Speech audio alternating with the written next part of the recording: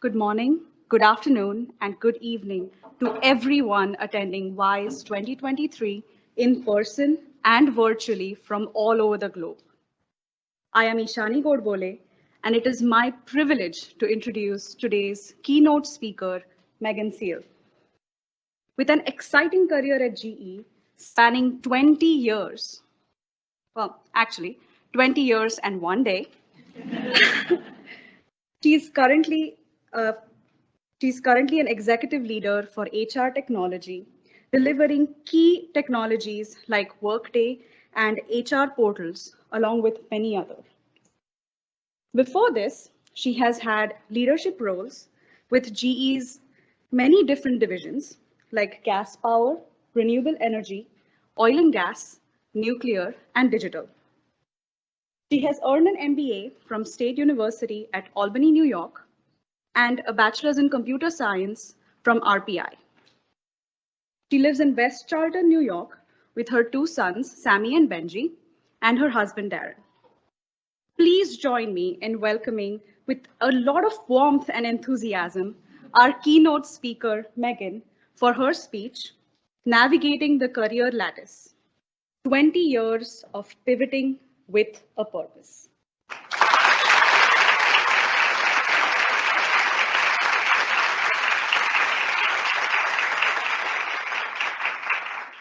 Good morning, good afternoon, good evening, all of you wise and impressive people. I cannot tell you how honored I am here to be here. I am excited to talk to you about something that we all experience, but we don't always talk about, and that's transformation. And the fun part is you're going to talk about it all day. So the first thing I did as a good nerd was I tried to think about when I'm talking about transformation, I want to make sure I start from a foundation of definition. So I went to the good old Merriam-Webster dictionary online and I said, okay, tell me what transformation is to make sure I talk about the right thing. The first definition, an act, process, or instance of transforming or being transformed. Left a lot to be desired. Sorry, Merriam-Webster, but I'm not a big fan of these dictionary definitions that use the same word in the dictionary. So I kept reading.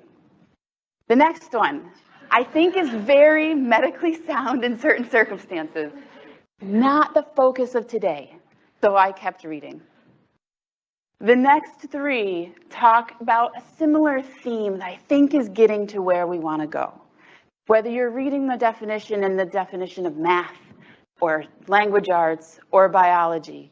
Everything you see on this kind of transforms or talks about the operation of changing one thing into another.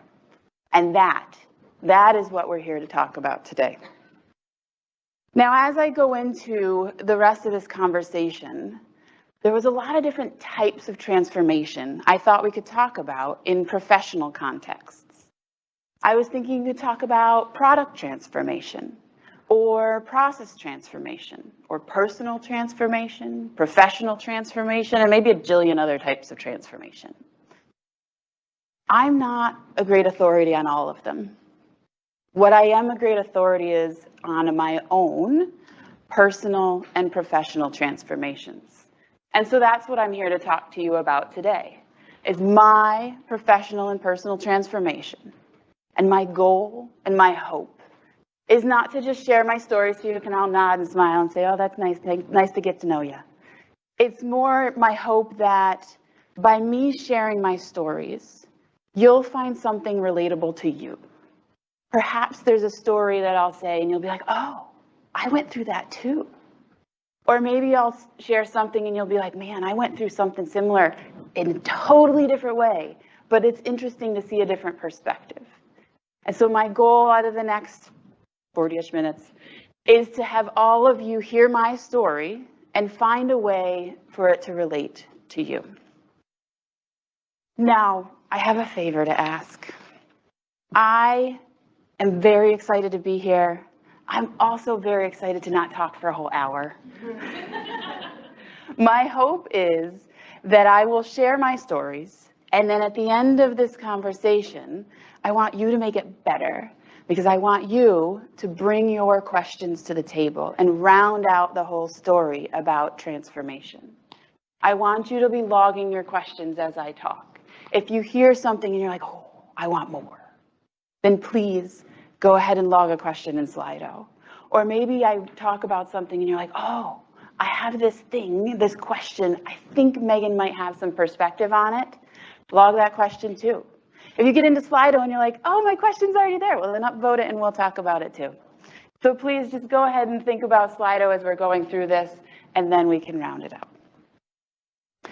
And as I was gearing up and reflecting on the transformations that I'm about to talk to you about, I wanted to make sure you had a grounding on my story. So as Ishani mentioned, I have been in the company 20 years and 1 day. And throughout these 20 years and 1 day, I have had 13 different roles in the General Electric company. Now, for those of you doing the math, thank you. Yes, I am a lifer. I joined right out of college. 20 years is my entire career. Throughout those 13 different roles, I definitely had changed from one thing into another, or one form of myself into another. But I am not going to bore you with 13 stories. My goal is to summarize them into 5 key themes, and in good women in science and engineering fashion, I numbered them. So I'm going to start by telling you a story about how I transformed from a small town girl into a global leader. I'm going to continue my story talking about how I went from a leader of work to a coach of people. And then I'm going to talk about how life sometimes changes everything. And I'm going to talk about how I went from a good old corporate ladder climber to a working parent. And simultaneously with transformation number 3, I also went through a fascinating transformation that has very distinct stories. So I'm going to tell you some stories about how I am currently in my 6th role in a row eliminated. And how I've had to, through the course of these 6 roles eliminated, I've really had to find my purpose. And as I get all to the end of it, and I think about these 4 key things, I think about how they've transformed me into who I am today.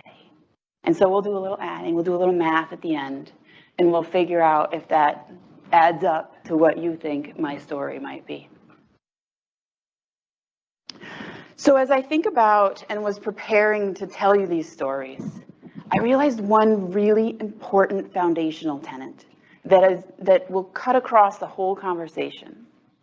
And what I realized was transformation, whether it be personal or professional, can happen because of you, because of your goals and your aspirations and all of the hard work you put together. But it can also happen to you.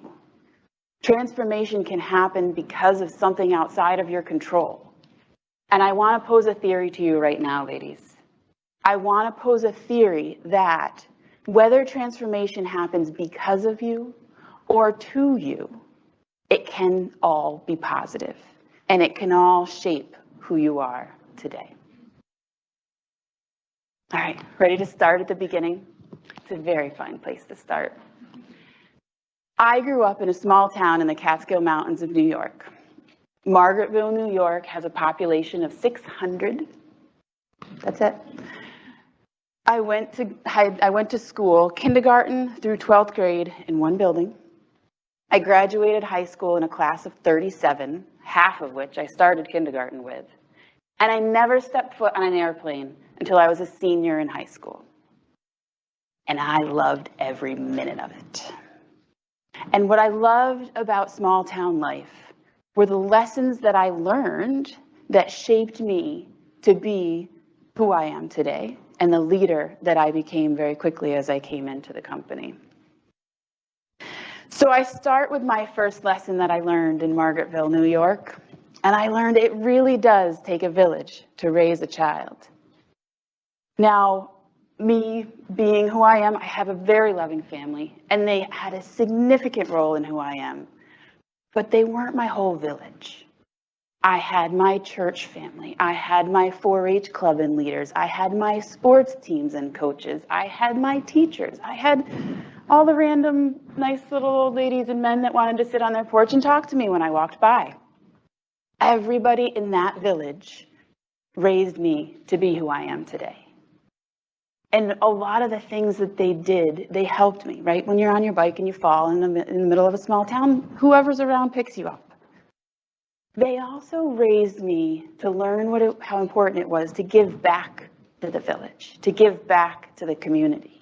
And so I spent my childhood investing my time and my family's times in community service, whether it was coaching youth sports or volunteering at the local volunteer fire department that my father was in, or through church or 4-H, etc. I did a wide array of community service. And what this taught me was the more the village works together, the more a community works together, the better we can all be. So let me translate that to some professional context. I moved from a village of 600 and started at a company at the time was 300,000 employees. And the first thing I found myself doing was forming my village. I had to figure out who is there to help raise me to become a global leader. And I found people in the professional or the entry-level program that I was entering through. I found mentors assigned to that program. I found managers. I also joined the Women's Network right away. And I found fierce, passionate, powerful women that I could look up to. And I joined the softball team because Schenectady has really good sports teams. And that was part of my village. And what I found was I instantly felt supported. I instantly felt like if I fell down, there were people there to pick me up. And so then I turned around and applied my second lesson from Margaretville, New York, and I instantly tried to find ways to help that community. And so I started leading Women's Network events. I was the captain of the professional softball, not professional, oh my gosh, the softball team on campus. I led team events and all of those things to make sure my professional village felt better as a result of the contributions I could give back. So I want you to think about in your own lives, how do you define your village at work? Is it your team? Is it your extended organization? Is it your location? Is it your women's network friends? Is it your APAF friends? Is it your AAF friends? Or is it past managers? Whatever you do, think about your village, define your village, and then find a way to give back to your village. Find a way to mentor, find a way to coach, find a way to plan an event for 1,200 people so that we can all benefit and be better together. All right, moving on to number 2. As I grew in my career, I found myself transforming from a leader of work to a coach of people. And let me give you a little grounding first on my career progression. I joined on the IT leadership program 20 years and a day ago, roundabout. My first roll-off program was an individual contributor role, as it should be.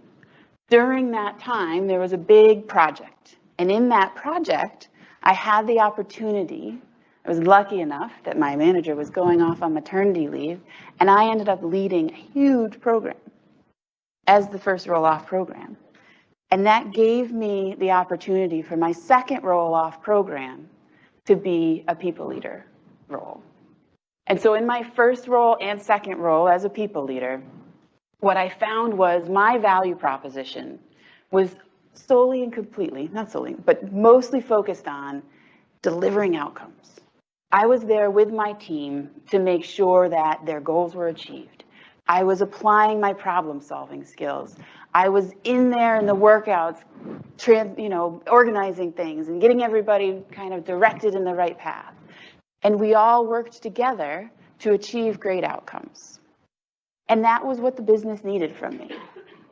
What I found, though, in my third leadership role, or maybe I should say roles, At this time, I had 2 roles that I took on at once.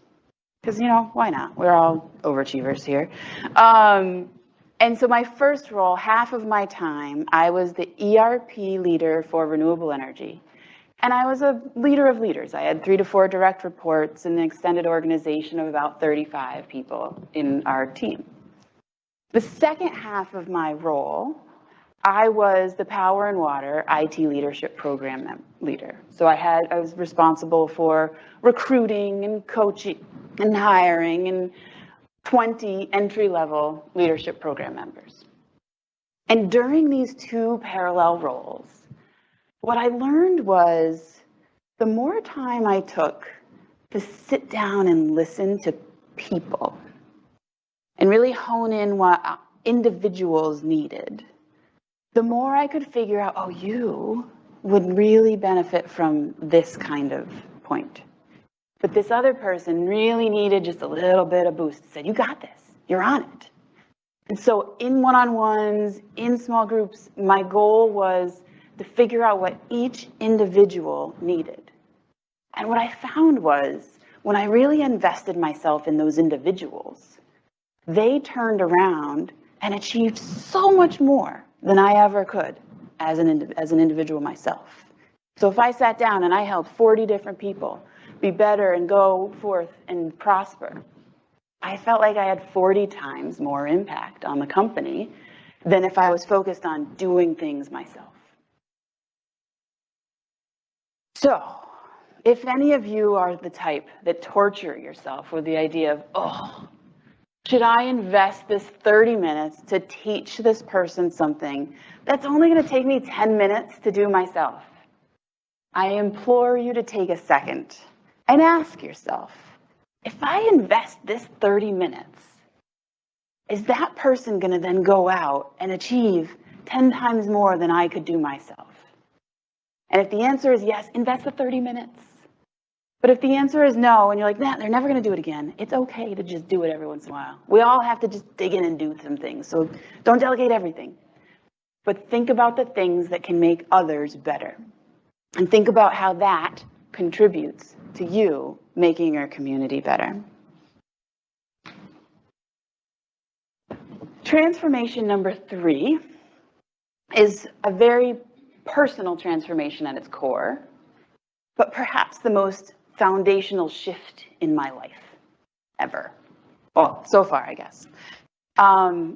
My first son was born in 2015.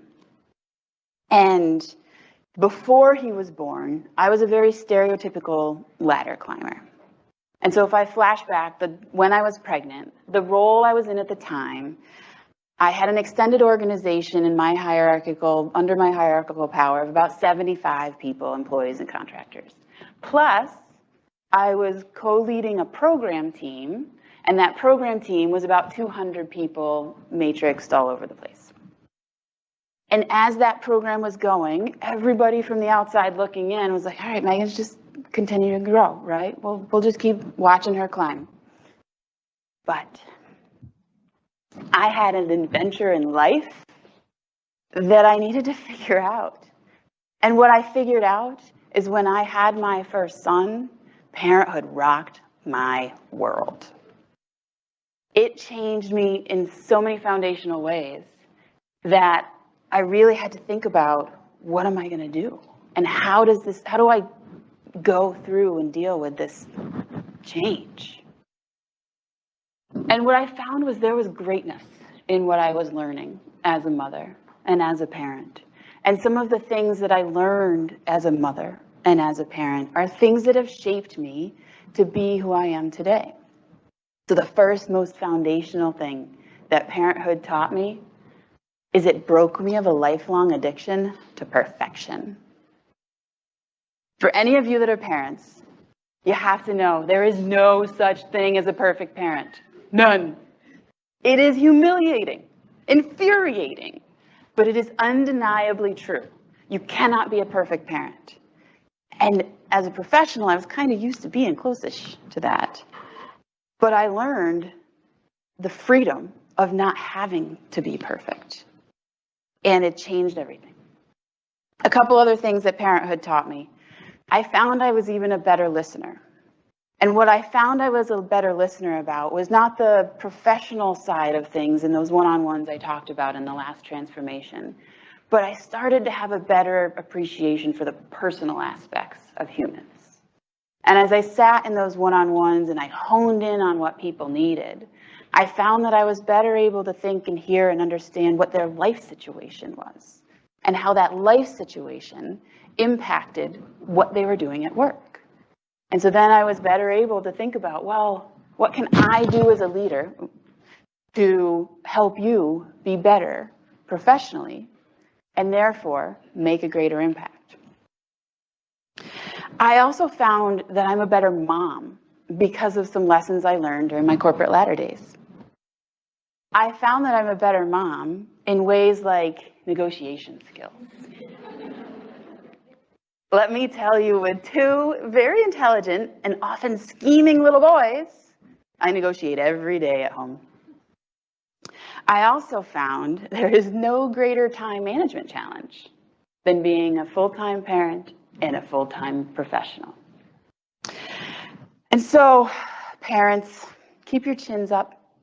It is hard. You are doing a great job, not a perfect job, because there's no such thing, but you're doing great. And as for those of you that are not parents, I was trying to think, how do I talk to something like that? And then what I want to call to is all of you perfectionists out there. So if you are a perfectionist, I encourage you and implore you, find something you just can't be perfect at. Go raise your hand for the stretch assignment. Go take on a role that someone says you could do and you're like, no, I don't think I can. Try it. Go and find a place where you can experience the freedom of not having to be perfect all the time. Humbly admit to the times when you're like, yeah, I did the best I could. It's maybe 80% there. Is that good enough? And find the value in that. There's other ways you can find those safe zones, right? If you don't want to jump headfirst into a job that you're then going to be like panicked all day, you can try some safer zones. You can try joining a community group, maybe an employee resource group, and find ways to practice the things that scare you, practice the things that you're not good at in safer zones, so that then you can bring that back when you need to into something a little bit more day jobby. Okay, this next one, bear with me for a little bit. It's going to take me a little bit to tell this whole story. But if you recall in my introduction, I mentioned I am in my 6th role in a row eliminated. Now, granted, not every one of those has resulted in me laid off on the street looking for a job. Only one of them resulted in me being laid off. But all 6 of them, the writing was on the wall. I knew based on business strategy shifts that each of these roles was going to be something where I needed to find something else. And once I found that something else, that role would no longer need to exist. And that was crazy. It was scary. And so if I think about it, the first role eliminated was the scariest of all of them. So I was the Oracle ERP Center of Excellence leader for power and water. It's a whole lot of acronyms. ERP, for those that don't know, is an enterprise resource planning system. It runs like your whole business, finance, sourcing, inventory, manufacturing, etc. Oracle is one of 2 vendors in this software space. You either have an Oracle ERP or you have an SAP ERP in big companies like ours. I and my whole team were Oracle people.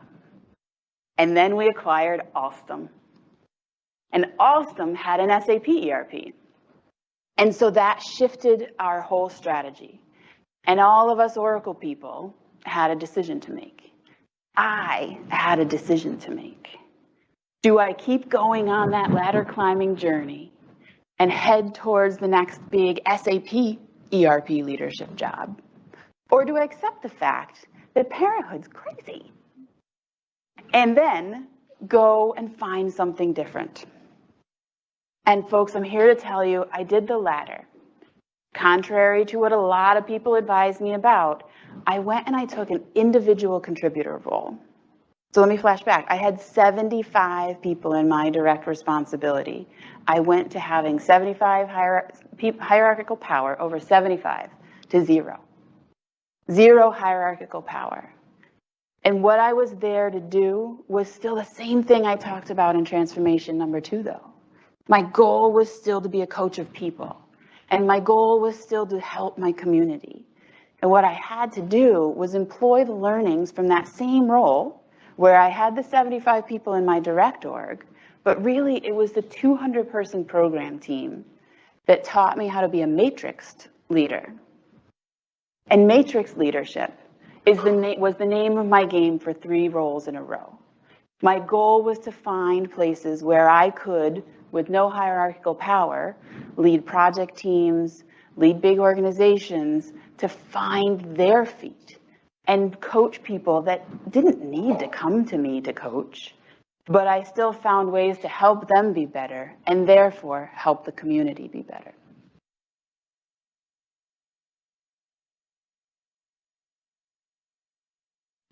Now, that all sounds nice, right? You know, I'm a matrix leader, cool beans, whatever.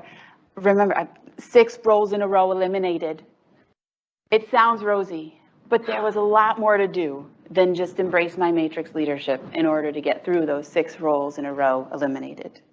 And the first thing I had to do was figure out, what do I want to do? And so I really had to think about, as that first role was eliminated, as the second role was eliminated, I had to dig in and think, well, what am I capable of? What am I good at? What do I want to do? What are my passions?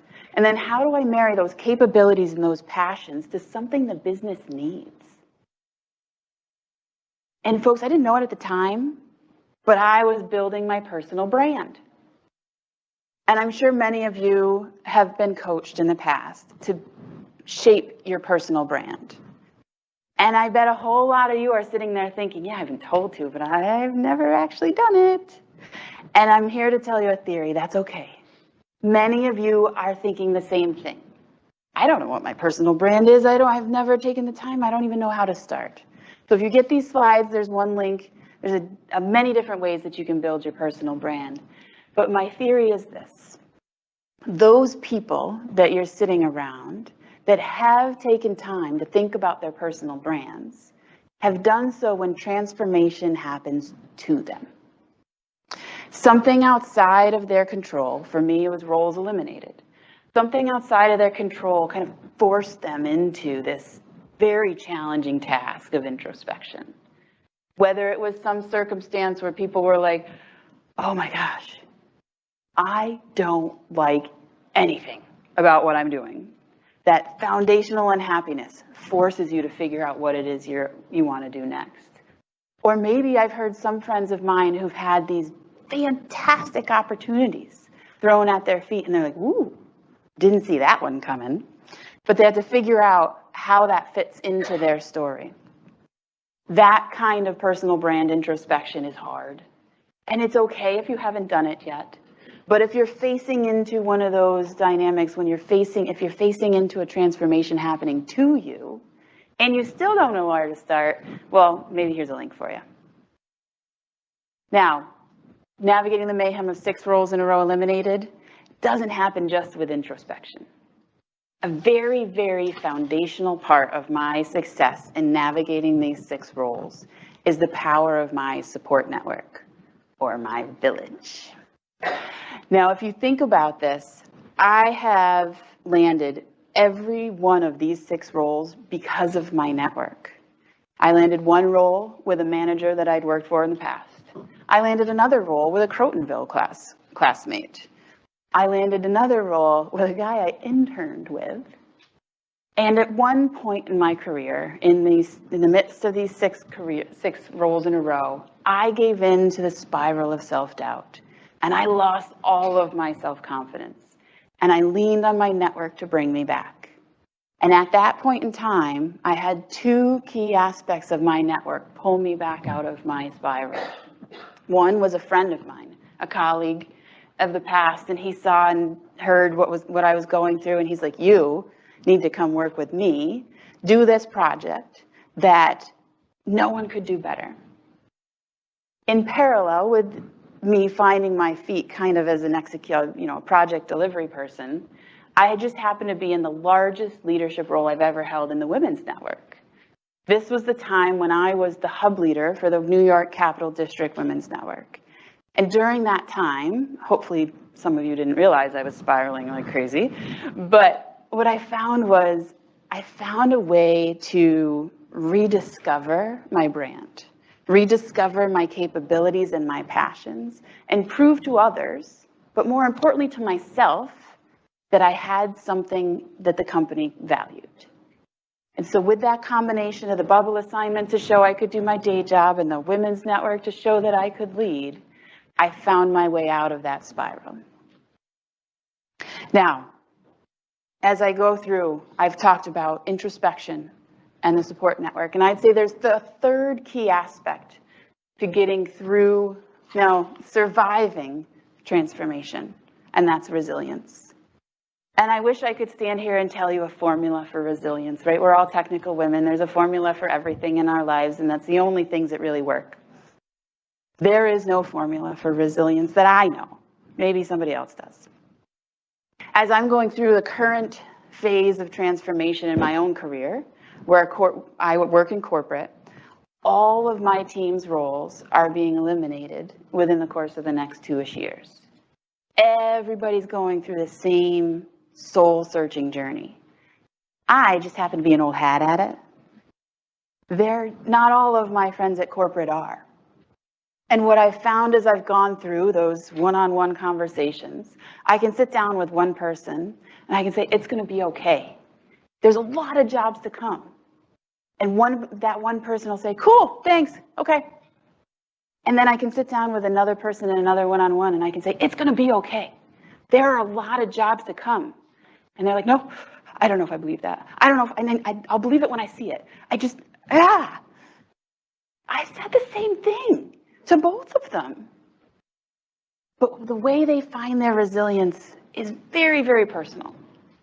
And so, as you're going through the rest of today, and you're listening to all the different types of transformations, all the different career transformations you're going to hear about, all the different product transformations you're going to get exposure to, I want you to listen for how people survive the transformation. How do each of those individuals find their own resilience? And if you see yourself in one of those people, that's fantastic. Maybe you'll see, yeah, that's probably how I would navigate this. But if you don't see yourself in somebody else you talk to today, that's okay too, because you're you and they're not. As I wrap my story about transformation number 4, I flash back to the fact that for the last 15 years, I've had those career get-to-know slides, right? You know, the one where one slide with your career progression, there's boxes going up a line, and then you have a second slide with a whole bunch of goofy semi-personal facts. In my goofy semi-personal facts slide, I have always had some advice at the bottom that I've given to people that is grammatically awful, but incredibly relevant in this conversation. Specifically, I've always advised people to leave all bridges unburned. I don't even know if that's a word. But the fact of the matter is, if you think about what I talked about with my support network, if you think about what I talked about in finding your resilience, you need to leave your bridges unburned. You need to find a way to make sure, because you never know when that guy you interned with is going to be the one that pulls you through to the next phase of your career. So, are we getting hungry yet? So as you go through these transformations, particularly when transformation happens to you, I highly encourage you to dig deep and scoop up a little bit of resilience. Add another scoop of introspection, and then layer a really heavy, heavy dose of your support network on top. And as we talk about networking, guys, look at the agenda. If you want to know what you can practice out of my conversation today, the first opportunity you have is in about 28 minutes. Go find a way to make truly authentic connections. Find a way to see if you can relate to somebody and hone in on what they need and what you need. So they become a part of your village. And as you form that village, maybe you can help them just as much as they can help you. All right. So earlier, Merriam-Webster defined transformation as the operation of changing one thing into another. I'm the thing in this story. When I think about all of the places I've gone, all of the 13 roles I've had, I really just want to make a formula. I really want to make a formula to talk about how I've become who I am today.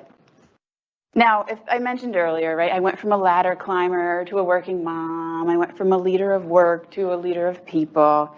That's not how my story ends, though. So Ishani mentioned some stuff in my introduction, but let me just give you a little context as to where I am today. Because today my role is maybe my largest leadership role, both from in terms of hierarchical power and matrix influence. Finally, according to some of my friends at least and mentors, I have landed an executive leadership role here at GE.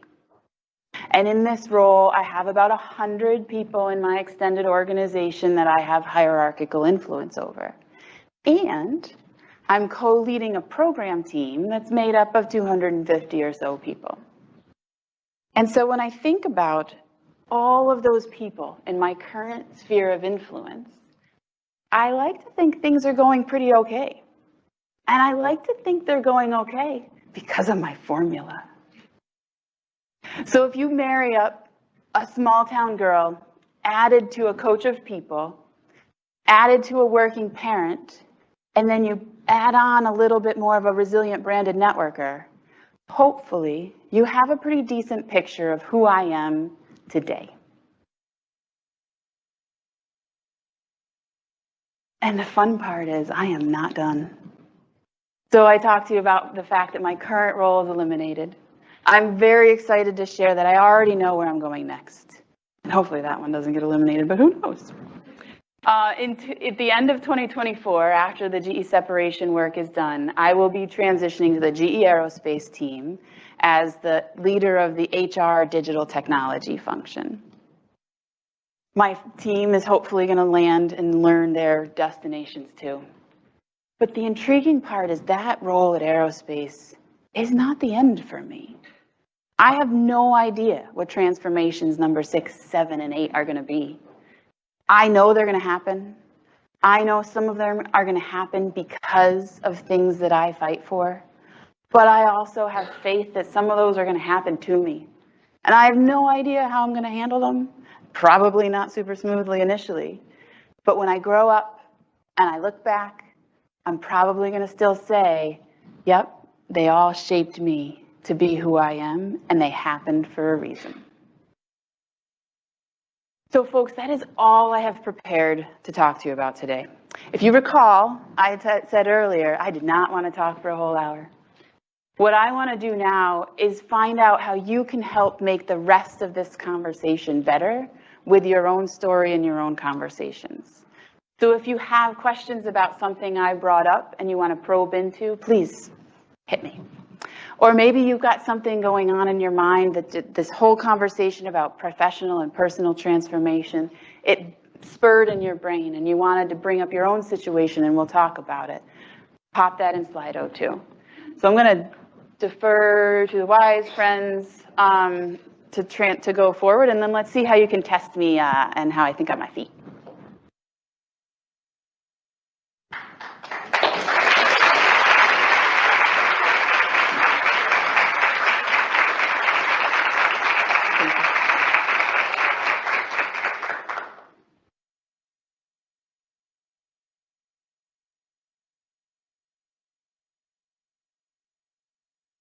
Nice and close. When navigating your career, find a position. Ooh, okay. So a lot of leaders will stand and talk about the fact that they were tapped on the shoulder for one role or another. And if I count through my list, there were probably only 2 out of my 13 that I was tapped for. The majority of the time, and I actually went towards something. I went towards something. There was one natural kind of segue. But yeah, 2 or 3 of them were ones that I was tapped and said, hey, this is the next stage we think you should go into. But otherwise, they were just me gunning for something. Or the majority were eliminated, so I had to find something else. What else? In your village, how did you nurture the connections that you previously met or the people you worked with so you felt comfortable reaching back out to them later in your career, maybe if, a year plus has passed? I am probably awful at this. It is so hard, and I should on myself all the time. I think about this because I don't stay in touch regularly. I know there's some folks that have like a routine on their calendar where they're like, I'm going to reach out to 5 people this day and 5 people this day, and I'm going to keep in mind. I don't do very good at it, so I'm not a great role model in this circumstance. But what I will say is the beauty of making those authentic connections is that it's just like your high school friends, right? You get back together with your high school friends, your college roommate. It can be 3 years, and you start right where you left off. And so the deeper you make the authentic connections at the time, the longer that connection, I think, lasts through your career. Don't purposely not foster it, but leave those bridges unburned, and hopefully you can go back when you can. Thank you. We also have a question from Caitlin. She wanted to know, what role in your career took the biggest leap of faith? What role in my career took the biggest leap of faith? Well, I'd say that the one role that I talked about where I did my 3rd leadership role or roles, that was the biggest leap of faith that I asked of the company to have in me. Because that was a fairly big leadership role in the day job side of it. That ERP leader for renewable energy, that was a big gig. I think the prior leadership role I had right before that, I had like 6 direct reports. And then I went to leading an organization of 30. And I only did it part-time. And so the leap of faith I asked from leadership was, give me a chance to do 2 things I love. And if you let me do the things I love, I'll work so hard for you and so efficient for you, and I'll make it happen. And so that was the biggest leap of faith I think they took in me, and probably I took in me because I was putting myself out on a limb. And I don't know about you, but we don't usually boost ourselves up that much without a whole lot of self-doubt on the inside. But it was a blast. It was the most fun roles I've ever had. There are some really good friends, some in the room, that I made as a result of that swing. So I'd say that was my biggest swing. All right. Our next question is, how do introverts build their network comfortably? Oh boy. It might surprise you all to know that I am not an introvert. I have friends that are. I have a husband that is on the cusp. And I don't know that I'm the greatest example. But what I will say that I've learned from the introverts in my life is your village can be formed, generally speaking, with those one-on-one kind of connections. Extroverts step into a room of 150 people and we connect with each one of them. And we thrive on it and we get all bubbly. Introverts, you find a couple key contacts and you make really good, authentic connections. Sometimes quicker, more authentic, more deep connections than an extrovert ever can. So honestly, I'd say talk to your introvert friends about how to build a really solid village, because their village is probably more solid in the foundation and the core than mine. Thank you. The next question would be, in your opinion, do the number of years spent in different roles matter? And then how many years do you think is a good amount of time before moving on to a new role? I am not a picture of tenure in role, obviously. Now, 6 of those roles, I didn't have a ton of choice. I see beauty in both sides of the coin.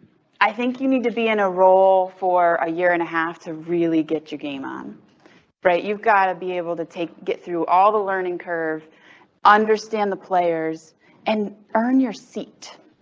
And so I think a year and a half is the minimum. I work right now with a team that has tenure in role longer than I'd ever encountered in any of my other roles. And it's amazing. The conversations I have with the people I work with right now, they're like, well, this is what's going on, and it's going on because 15 years ago we made this decision and that person made it, and this is what the law was that they were reacting to. And I was like, whoa, that's amazing. And we get a lot done as a result of that.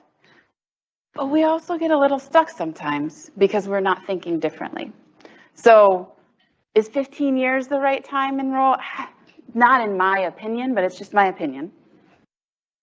18 months to several years, that's my opinion. Thank you. We have another question, which is I, the asker, once got strong pushback for wanting to switch roles after a year. How do you navigate the situation if the position is not a great fit? That's a good question. And it's tough. And it depends on your network. It depends on how well you can present your brand. And it depends on how strongly resolute you are in your feelings. But so this is what, yeah, my little ice cream scoop thing is in my head too. Generally speaking, if the role's not a good fit, there are a couple ways to navigate it. You can sit down and break it down with your leader. First and foremost, always break it down with your leader to talk about, listen, I think I have more to offer. This is where your brand comes in. Bring your brand to the table and say, these are my capabilities. These are my passions. These are the things that don't necessarily add up to this role. And I'd like your help and support to figure out if you would be game to allow me to go to the next role. But I need I need to ask you a very important point. During that conversation, continuously emphasize, I will keep doing this job. I'm in, I'm gonna do everything I can for this role, and I want your help to find something that's a better fit. You will get pushback, right? Everybody, I'm not alone in my, hey, 18 months is the right time to stay in a job. But if you can lay out a case that says, this is my story, this is my brand, and this is my passion, good leaders will see it is not worth keeping someone unhappy in a role. And so you aspire to find that good leader. And if your leader's maybe not one of the good leaders, then there's the rest of your support network that you need to come and bring to the table, whether it be HR or a mentor or someone else in the business, someone that has influence over your leader. Find ways to make that story go through. But keep doing the job and do it as well as you can, even if you're shriveling up inside. Just for a little while. All right, thank you. So our next question is, how did you balance taking time for professional growth over the everyday work grind? I don't do a great job at this either. I don't invest in myself a ton. I find my greatest learning is through my people. So the more that we're doing, the more that we're on the job, the more that I have these brilliant people that are so much smarter than me and my teams, the more that I find I grow. But I'd say today is a growth opportunity for me too. I've never done something like this. When Jackie and Ishani approached me, they're like, Megan, you want to come speak to 1,200 of our best friends? And I was like, about what?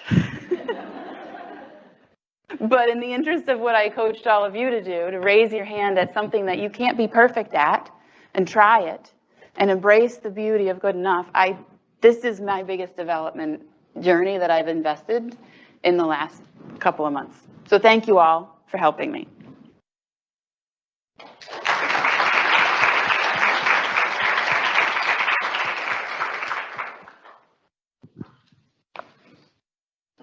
I was going to let you take a sip of water. Oh, You've I'm been talking very. I can listen and drink all at the same time. It's that mom thing. So next question is, what does resilience look like for you, and what do you think grew your resilience the most throughout your career? The first phase of resilience is crying it out for me. I find a way to acknowledge the pressure because it's real. But then I turn very instantly to my support network.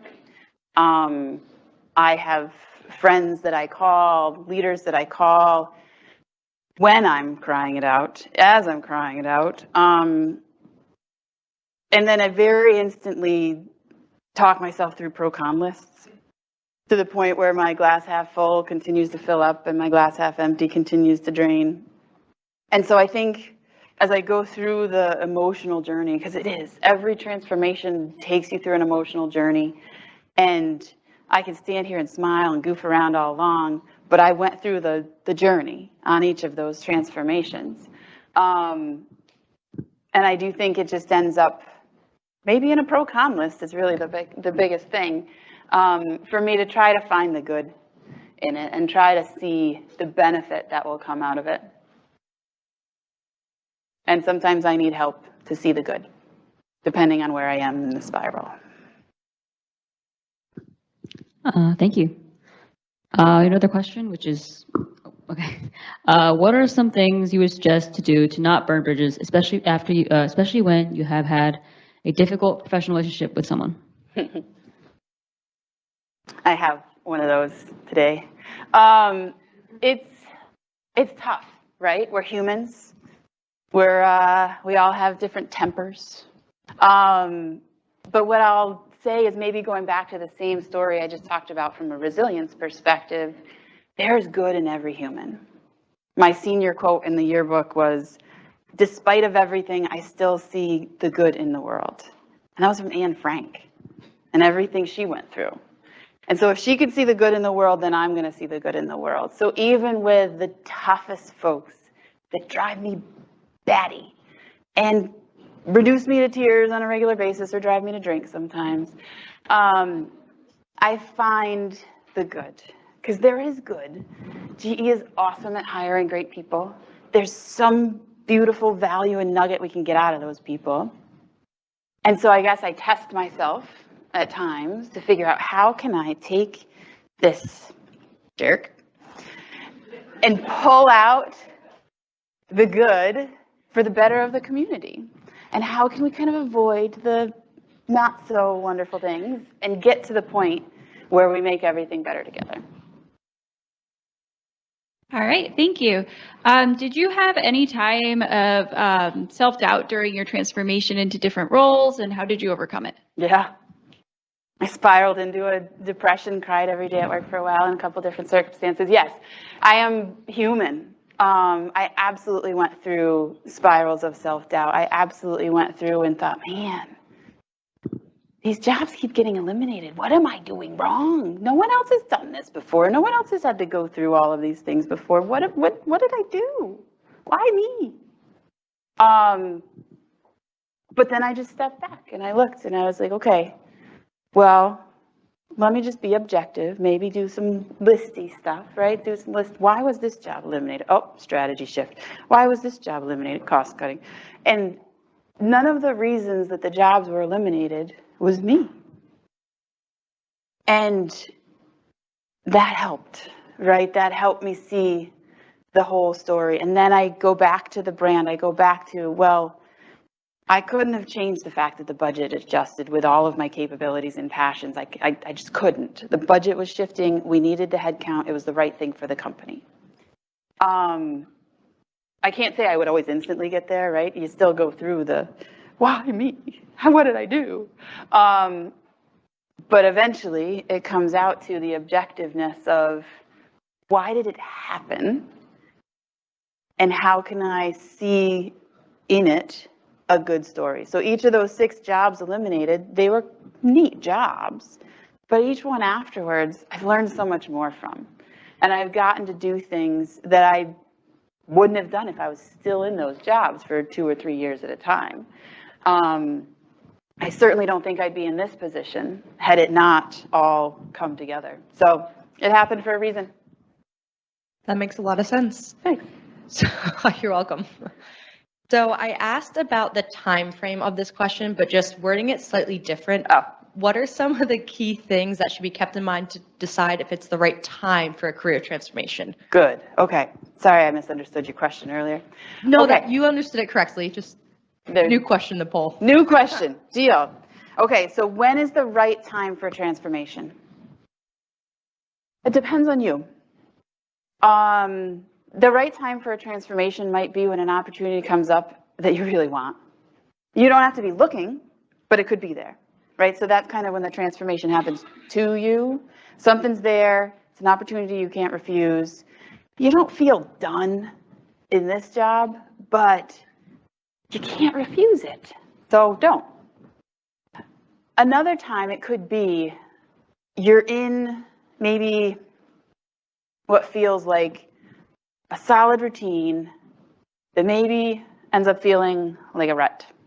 And you're not learning. If you're not learning, if you're doing the same thing over and over again, if you get that feeling of deja vu a lot of times at work, like I've been here, done that, got the postcard, got the keychain, maybe that's the time to think about what can you do different, where can you go, learn and grow more. Because I do find these transformational moments are the moments that leapfrog your growth. Thank you. I think we have time for maybe like about 2 more questions. So Yeah. I think we got a couple about sort of balancing family, personal life, family life and professional life. So I guess the top one is, how do you manage the balance between personal and professional life? Do you have enough time for your family with other responsibilities you have? Is my husband in the room? There's no way to do this well, I don't think. But there's a way. You just have to find the balance that works for you and your family. My husband and I both work full time. As of the last couple of months, we both work almost primarily from home. And that promotes a whole heck of a lot of a better work-life balance than working from the office, candidly. But we're still not awesome at it. And there's still times when I was in Budapest for a business trip 2 weeks ago. That was tough because he's now home with the kids and juggling the soccer practices and the food and the lunches and the tests and the homework and everything. And listen, for those of you that are single parents, I bow down to you. I don't get it. I'm assuming it's your village because it's just mind-blowing to me. But so I don't do an awesome balance job, but what I do find is that transformation from ladder climber to working parent was a very foundational shift in my brain. And it was a very foundational shift in my priorities. And what I realized was I can lead and I can make a difference at work through awesome people and still be there for my family. And so I still am the sole laundry folder. I am the homework mom for the most part. We split that one a little bit. I'm the soccer mom. I coached my son's baseball team. I went to basketball and assisted in coaching that too. I take him to 4-H. Like the extracurricular thing's my game. Now my husband cooks, so let's just be clear here. I'm not a perfect angel. I have a wonderful balance thanks to him. But it's not perfect all the time. And there are times when I'm sitting in my office, which just happens to be right next to the living room and the front door. And I'm on a conference call at 4:30 p.m. and the kids are home and they want to do their homework and their homework's sitting on my desk. And I'm on a call with my boss and they're running over going, Mom. And I'm like, stiff arm. Nobody can see this. And that's not necessarily my proudest moments, but it happens. What else?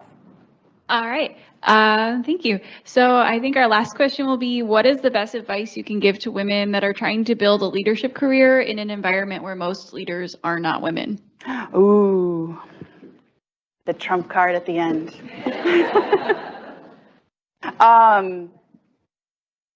Find your inspiration in others. Yes, we are all in fields that are largely male dominated, but there are fantastic women out there that you can aspire to be. I grew up very, very lucky in my career in the fact that I always had senior leaders in the IT function that were powerful, fierce, impressive women. There was even a stage in my career, which I know doesn't relate super well in the engineering functions usually, but there was a phase in my career in IT, I think it was like 5-ish years, where my entire reporting chain, all the way up to the CIO of the company, was women.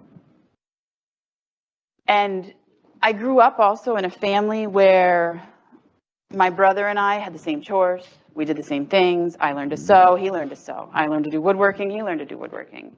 I grew up without gender lines. And so I come to work and I almost don't see them. And so what I'd say is, for me, my story might be unique in that weird kind of no gender line brain of mine, and the weird circumstance I had where I had very wonderful women above me hierarchically forever. But what I think it is it's all about being comfortable in your value.